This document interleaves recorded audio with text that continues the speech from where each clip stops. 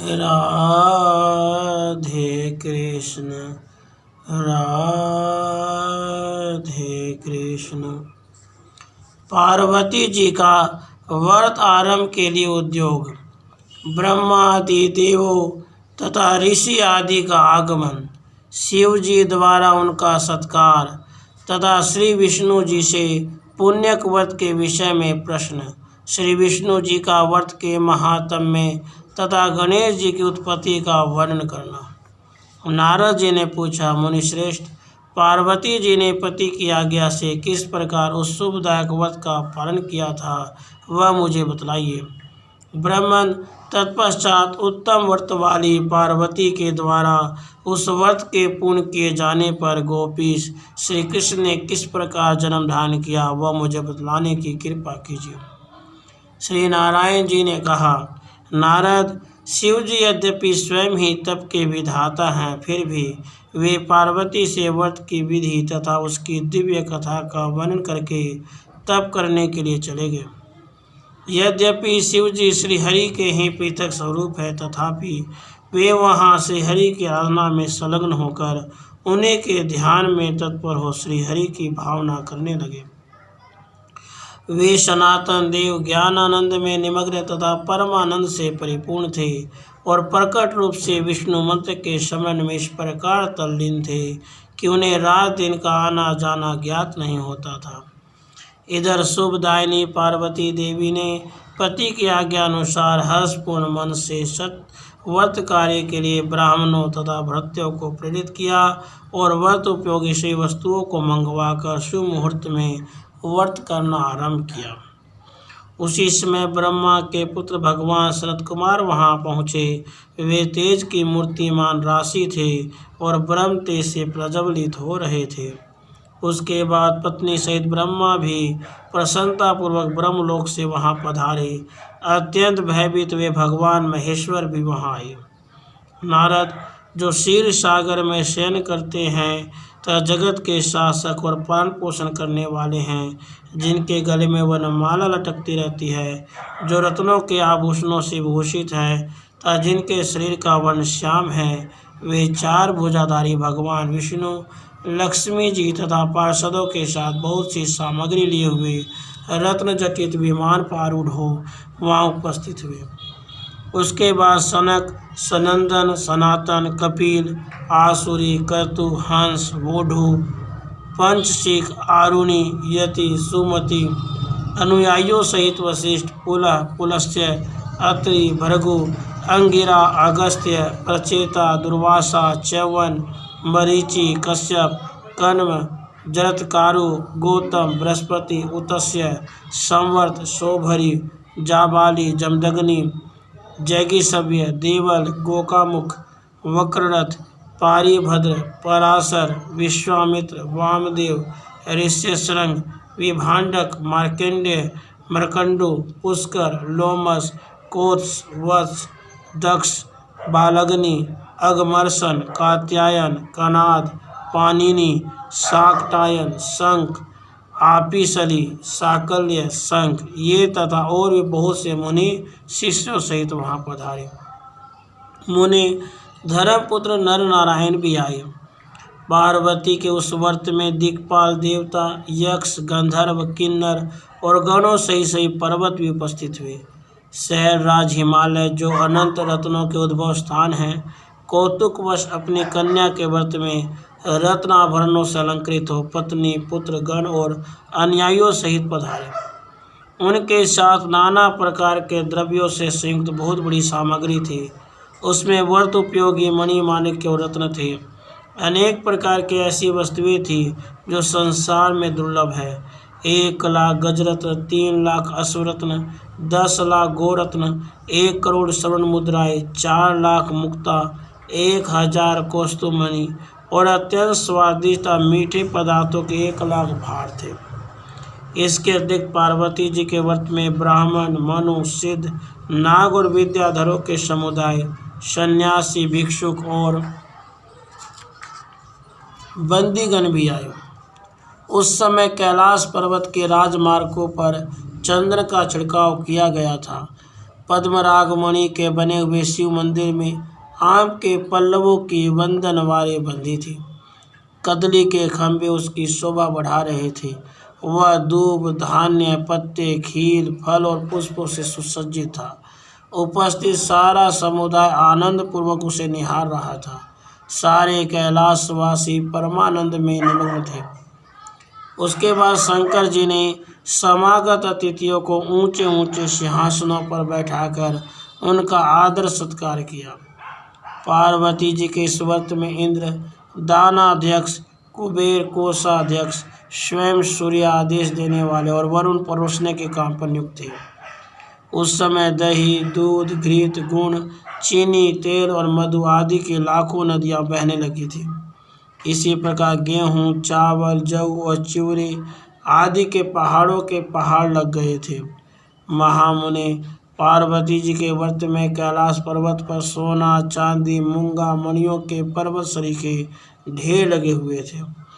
लक्ष्मी जी ने भोजन तैयार किया था, जिसमें परम मनोहर खीर, पूड़ी, अगहनी का चावल, घृत से बने हुए अनेक विध व्यंजन थे। देवर्षि गणों के साथ स्वयं नारायण ने भोजन किया। उस समय 1 लाख ब्राह्मण परोसने का काम कर रहे थे। भोजन कर लेने के पश्चात जब वे रत्न सिंहासन पर विराजमान हुए, तब परम चतुर लाखों ब्राह्मणों ने उन्हें कर्पूर आदि सुवासित पान के बीड़े समर्पित किए। ब्राह्मण देवर्षियों से भरी हुई उस सभा में जब क्षीर सागर साई भगवान विष्णु रत्न सिंहासन पर आसीन थे, प्रसन्न मुख वाले पार्षद उन पर श्वेत चमल डोला रहे थे। ऋषि, सिद्ध तथा देवगण उनकी स्तुति कर रहे थे। वे गंधर्वों के मनोहर गीत सुन रहे थे।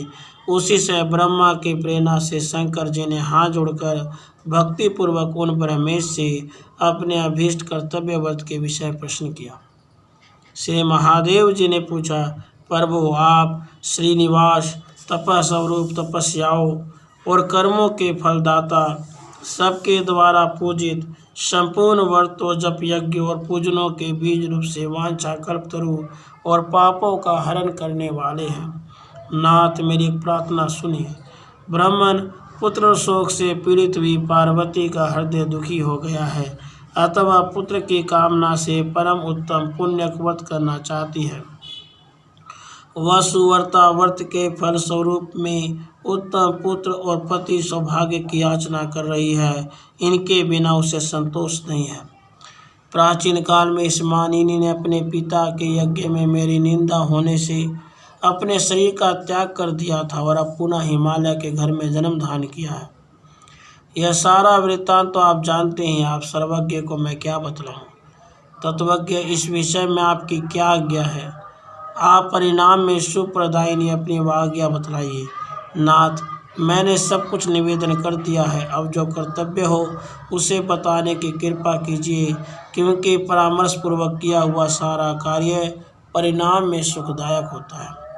श्री नारायण जी कहते हैं, नारद, उस सभा में यूँ कहकर भगवान शंकर ने कमलापति विष्णु की स्तुति की और फिर ब्रह्मा जी के मुख की ओर देखकर वे चुप हो गए। शंकर जी का वचन सुनकर जगदीश्वर विष्णु ठठाकर हंस पड़े और हितकारक तथा नीतिपूर्ण वचन कहने लगे।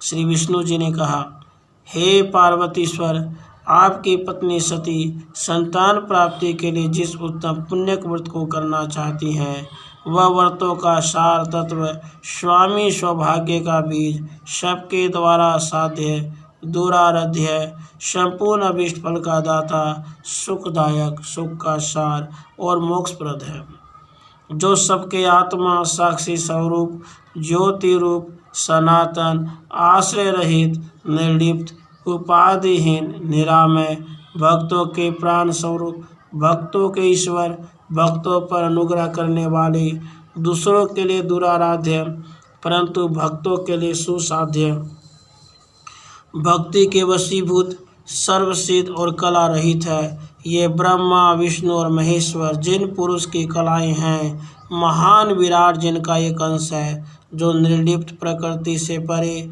अविनाशी, निग्रह करता, उग्र स्वरूप, भक्तों के लिए मूर्तिमान, अनुग्रह स्वरूप, ग्रहों में उस ग्रह और ग्रहों का निग्रह करने वाले हैं, वे भगवान आपके बिना करोड़ों जन्मों में भी साध्य नहीं हो सकते। सूर्य, शिव, नारायणी, माया, कला आदि की दीर्घ काल तक उपासना करने के बाद मनुष्य भक्त संसर्ग की हेतु स्वरूपा कृष्ण भक्ति को पाता है। शिव जी उस निष्पक्व भक्ति को पाकर भारतवर्ष में बारंबार भ्रमण करते हुए जब भक्तों की सेवा करने से उसकी भक्ति परिपक्व हो जाती है, तब भक्तों की कृपा से तथा देवताओं के आशीर्वाद से उसे श्री कृष्ण मंत्र प्राप्त होता है, जो परम उत्कृष्ट निर्वाण रूप फल प्रदान करने वाला है। कृष्ण व्रत और कृष्ण मंत्र संपूर्ण कामनाओं के फल के प्रदाता हैं। चिरकाल तक श्री कृष्ण की सेवा करने से भक्त श्री कृष्ण तुल्य हो जाता है। महाप्रलय के अवसर पर समस्त प्राणियों का विनाश हो जाता है, यह सर्वथा निश्चित है। परंतु जो कृष्ण भक्त है वे अविनाशी है, उन साधुओं का नाश नहीं होता। शिव जी श्री कृष्ण भक्त अत्यंत निश्चिंत होकर अविनाशी गोलोक में आनंद मनाते हैं। महेश्वर आप सबका संहार करने वाले हैं, परंतु कृष्ण भक्तों पर आपका वश नहीं चलता। उसी प्रकार माया सबको मोहग्रस्त कर लेती है, परंतु मेरी कृपा से वह भक्तों को नहीं मोह पाती। नारायणी माया समस्त प्राणियों की माता है, वह कृष्ण भक्ति का दान करने वाली है। वह नारायणी माया मूल प्रकृति अधीश्वरी, कृष्ण प्रिया, कृष्ण भक्ता, कृष्ण तुल्या, अविनाशिनी, तेजस स्वरूप और इच्छानुसार शरीर धारण करने वाली है। दैत्यों द्वारा सूर्य निग्रह के अवसर पर वह देवताओं के तेज से प्रकट हुई थी। उसने दैत्य समूहों का संहार करके दक्ष के अनेक जन्मों के तपस्या के फलस्वरूप भारतवर्ष में दक्ष पत्नी के गर्भ से जन्म लिया। फिर वह सती देवी जो सनातनी कृष्ण शक्ति हैं, पिता के यज्ञ में आपकी निंदा होने के कारण शरीर का त्याग करके गोलोक को चली गई। शंकर तब पूर्व काल में आप उनके रूप तथा गुण के आश्रय रूभूत परम सुंदर शरीर को लेकर भारतवर्ष में भ्रमण करते हुए दुखी हो गए थे। उस समय श्री शैल पर नदी किनारे मैंने आपको समझाया था। फिर उस देवी ने शीघ्र ही शैलराज की पत्नी के गर्भ से जन्म लिया। शंकर उत्तम व्रत का आचरण करने वाली साध्वी शिवा पुण्यक नामक उत्तम व्रत का अनुष्ठान करे। इस व्रत के पालन से सहस्रों रासु यज्ञों का पुण्य प्राप्त होता है। त्रिलोचन इस व्रत में सहस्रों रासु यज्ञों के समान धन का व्यय होता है, अतः वह सभी शादी महिलाओं द्वारा साध्य नहीं है। इस पुण्यक व्रत के प्रभाव से स्वयं गोलोकनाथ श्री कृष्ण पार्वती गर्भ से उत्पन्न होकर आपके पुत्र होंगे। वे कृपा निधि स्वयं समस्त देवगणों के ईश्वर हैं, इसलिए त्रिलोकी में गणेश नाम से विख्यात होंगे, जिनके शमन मात्र से निश्चय ही जगत के विघ्नों का नाश हो जाता है। इस कारण उन विभु का नाम विघ्न निघ्न भी हो गया। चूँकि पुण्यक व्रत में उन्हें नाना प्रकार के द्रव्य अर्पित किए जाते हैं, जिन्हें खाकर उनका उदर लंबा हो जाता, तब वे लंबोदर कहलाएंगे। शनिश्चर की दृष्टि पड़ने से सिर के कट जाने पर पुनः हाथी का सिर जोड़ा जाएगा, इस कारण उन्हें गाजानन कहा जाएगा। परशुराम के फरसे से जमीन का एक दांत टूट जाएगा तो वे अवश्य ही एकदंत नाम वाले होंगे। वे ऐश्वर्यशाली शिशु संपूर्ण देवगणों के, हम लोगों के तथा जगत के पूज्य होंगे। मेरे वरदान से उनकी सबसे पहली पूजा होगी। संपूर्ण देवों की पूजा के समय सबसे पहले उनकी पूजा करके मनुष्य निर्विघ्नता पूर्वक पूजा के फल को पा लेता है, अन्यथा उनकी पूजा व्यर्थ हो जाती है। मनुष्य को चाहिए कि गणेश, सूर्य, विष्णु, शंभु, अग्नि और दुर्गा इन सब की पहले पूजा करके तब अन्य देवता का पूजन करे। गणेश जी का पूजन करने पर जगत के विघ्न निर्मूल हो जाते हैं। सूर्य की पूजा से निरोगता आती है। श्री विष्णु के पूजन से पवित्रता, मोक्ष, पापनाश, यश और ऐश्वर्य की वृद्धि होती है। शंकर का पूजन तत्व ज्ञान के विषय में परम तृप्ति का बीज है। अग्नि का पूजन अपने बुद्धि की शुद्धि का उत्पादक कहा गया है। ब्रह्मा द्वारा संस्कृत अग्नि की पूजा से मनुष्य अंत समय में ज्ञान मृत्यु को प्राप्त करता है तथा शंकर अग्नि के सेवन से दाता और भोक्ता होता है। दुर्गा की अर्चना हरि भक्ति प्रदान करने वाली तथा परम मंगलदायिनी होती है। इनकी पूजा के बिना अन्य की पूजा करने से वह पूजन विपरीत हो जाता है। महादेव त्रिलोकी के लिए ही कर्म प्रत्येक कल्प में निश्चित है। ये देव निरंतर विद्यमान रहने वाले नित्य तथा सृष्टि परायण है। इनका आविर्भाव और तिरोभाव ईश्वर की इच्छा पर ही निर्भर है। उस सभा के बीच जो कहकर श्री हरि मौन हो गए, उस समय देवता ब्राह्मण और पार्वती सहित शंकर परम प्रसन्न हुए। राधे कृष्ण राधे